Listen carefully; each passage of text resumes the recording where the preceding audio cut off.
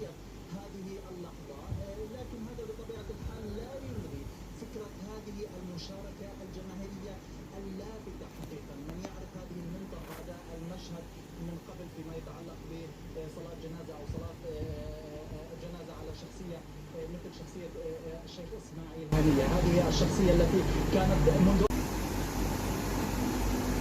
الله أكبر.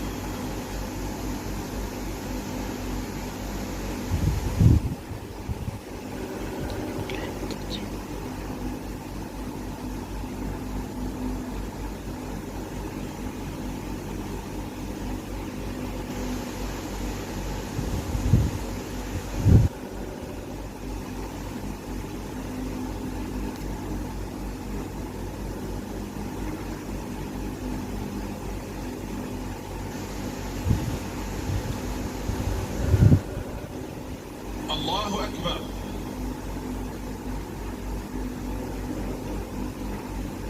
السلام عليكم. السلام عليكم.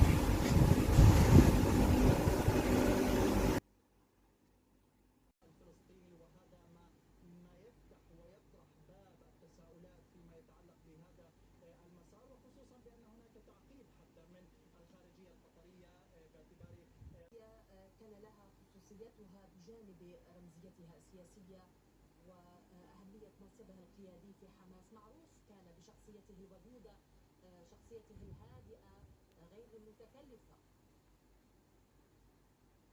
بالتأكيد رولا هو شخصية توافقية بامتياز، شخصية عابرة لكل الحدود، جسر بين كل الفصائل الوطنية الفلسطينية، شخصية فلسطينية جامعة.